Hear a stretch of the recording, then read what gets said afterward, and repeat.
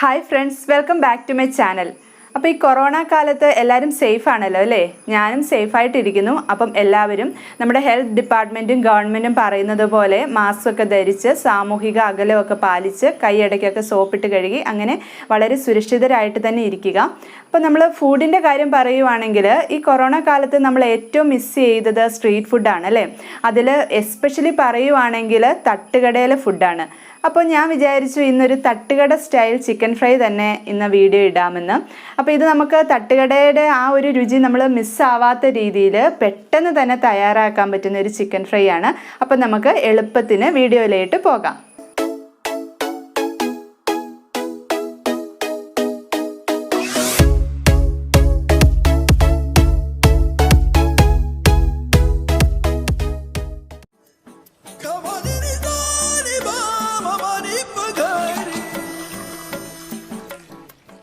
അപ്പോൾ എങ്ങനെ സിമ്പിളായിട്ട് വീട്ടിൽ തന്നെ ചിക്കൻ ഫ്രൈ ഉണ്ടാക്കാമെന്ന് നമുക്ക് നോക്കാം.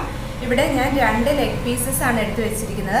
അത് ഞാൻ നന്നായിട്ട് കഴുകി വൃത്തിയാക്കി വരഞ്ഞ് വെച്ചിട്ടുണ്ട്. ഇങ്ങനെ വരഞ്ഞു കഴിഞ്ഞാൽ എന്താ നല്ലതെന്ന് പറഞ്ഞാൽ മസാലയൊക്കെ അതിൻ്റെ അകത്ത് നന്നായിട്ട് പിടിക്കും.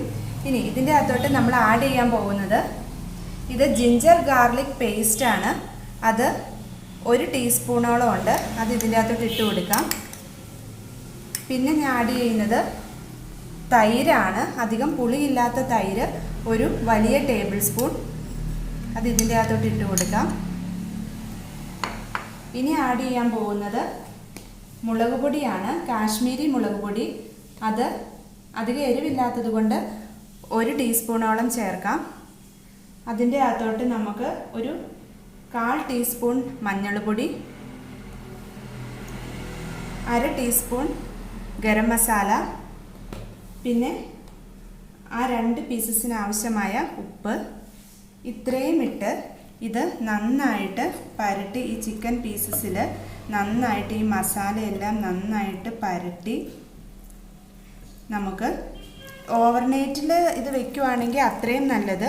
അല്ലെങ്കിൽ ഒരു മിനിമം 5 മണിക്കൂറെങ്കിലും ഇത് നന്നായിട്ട് പുരട്ടി നമ്മൾ ഫ്രിഡ്ജിൽ വെക്കണം. ഫ്രീസറിൽ വെക്കേണ്ട, താഴെ വെച്ചാൽ മതി. എന്നാലേ ആ മസാലയൊക്കെ ഇതിൽ നന്നായിട്ട് പിടിക്കത്തുള്ളൂ. നന്നായിട്ട് പുരട്ടി ഇത് ഓവർനൈറ്റ് അല്ലെങ്കിൽ മിനിമം 5 മണിക്കൂർ നേരം ഫ്രിഡ്ജിൽ നമുക്കിത് വെക്കാം. അതിനുശേഷം ഇത് നമുക്ക് ഫ്രൈ ചെയ്തെടുക്കാം. അപ്പോൾ ഓവർനൈറ്റ് മസാല പുരട്ടി വെച്ച ചിക്കൻ നമുക്കിനി വെളിച്ചെണ്ണയിൽ വറുത്തെടുക്കാം.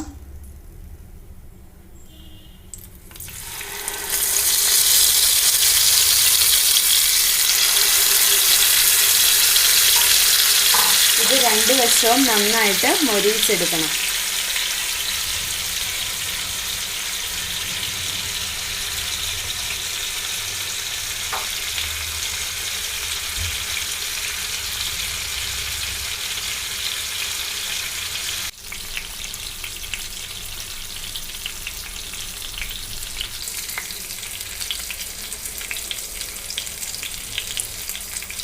എല്ലാ വശവും നന്നായിട്ട് മൊരിഞ്ഞ് ചിക്കൻ ഫ്രൈ റെഡി ആയിട്ടുണ്ട്. അത് ഗാർണിഷ് ചെയ്യാനായിട്ട് ആ സെയിം എണ്ണയിൽ, ചിക്കൻ വറുത്ത സെയിം എണ്ണയിൽ പച്ചമുളകും കറിവേപ്പിലയും സവോളയും നന്നായി ഫ്രൈ ചെയ്ത് അതിൻ്റെ മുകളിൽ വിതറിയതാണിത്.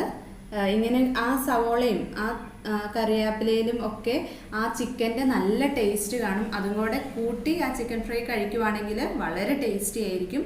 അപ്പോൾ കുറച്ച് ഇൻഗ്രീഡിയൻസ് വെച്ചിട്ടാണ് നമ്മളിത് ഉണ്ടാക്കിയത്.